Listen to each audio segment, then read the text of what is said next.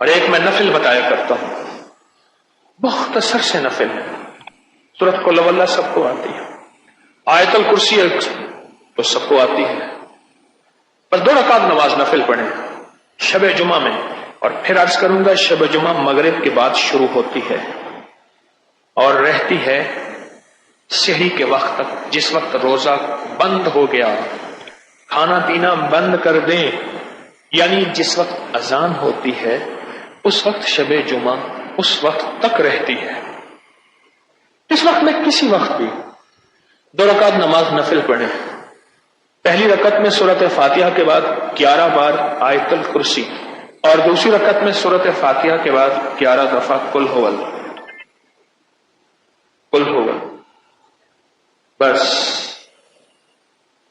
یہ اپنی زندگی کا معمول بنا ہے،